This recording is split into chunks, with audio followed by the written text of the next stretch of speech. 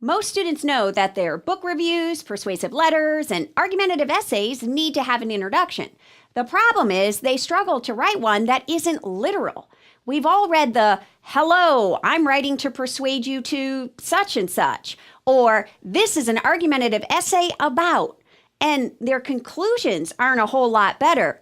They tend to end with things like, "That's all I know. I hope I convinced you. Thank you for reading my persuasive letter."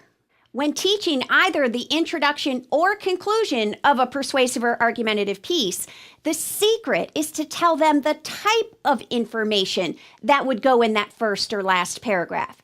They don't need to know how many sentences to write.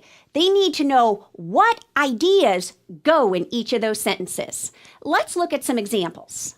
Of course, one of the sentences in an introduction has to state the student's opinion or make their claim. This, of course, is the main idea of the piece, and most students are pretty good at this. But that's only one sentence.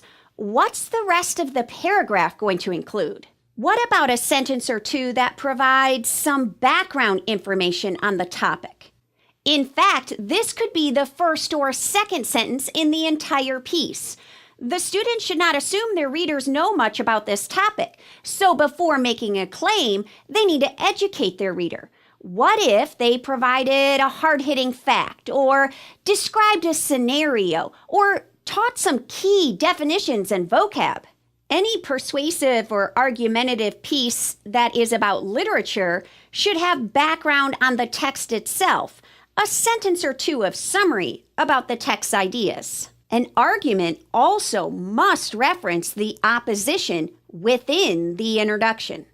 In addition to background information and the writer's opinion or position, we also must include a sentence like "opponents believe," or "some think," or "others disagree." Referencing the opposition is a great element to any argumentative introduction. We don't want to wait till the body of the piece to mention a different perspective. And of course, an introduction could then set up the body of reasons. A final sentence of this introductory paragraph could then mention, where is the piece going? What can we anticipate to come? Consider introducing each of these different types of information that all comprise an introduction. Do it in separate mini lessons and give students a chance to play around with them. This is the notion of explicit instruction. It's not that they are forgetting to give you an introduction. They don't know what to put in it. Once students are mastering the introductory paragraph, it's time to transition into the concluding paragraph. And again, I'd identify the specific ingredients that could comprise these final sentences. A persuasive or argumentative conclusion must restate the opinion or position the writer is taking. But rather than have students repeat the exact same topic sentence or thesis statement, suggest that they use some synonyms or restructure that sentence to provide a variation of the opinion. And again, if it's an argument that your middle school or high school students are writing, then the conclusion should also include reference to the opposition. The opposition gets mentioned in the intro. It gets a little space in the body, and we want to reiterate this other perspective in the conclusion. But here's a little tip. Encourage students to reference the opposition early in this final paragraph so that the reader hears from your position last.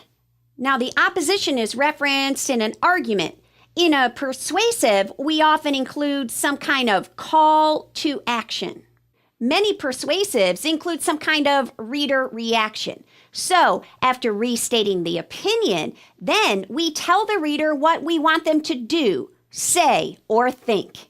For many teachers, any persuasive or argumentative conclusion that includes a combination of these three would be fabulous. But if you're pushing for a little more in the conclusion, consider these two options. Strong writers have a sense of audience. They're not just restating their opinion to be done. They're restating their opinion and then telling the reader what's at stake if you don't agree with me. This is like the "so what" or "consider this" ending. It can be very dramatic and pull on the heartstrings of the reader. And keeping in mind that these are the last words that the audience will read, consider a clever one-liner. For the wordsmiths in your classroom, a witty statement or a play on words can make for a clever final sentence. As you roll out each of these different ingredients in separate mini lessons, you might do so on those puzzle pieces. Now you'll notice that during these lessons, I put each of these ingredients on a puzzle piece. I think that really sets the tone for how you craft an introduction or conclusion. These aren't recipes. These aren't formulas. There's no one way to write this first or last paragraph. Rather, the concept of the puzzle pieces is that students can choose the different types of information that fit their writing and then create a combination that makes the most sense.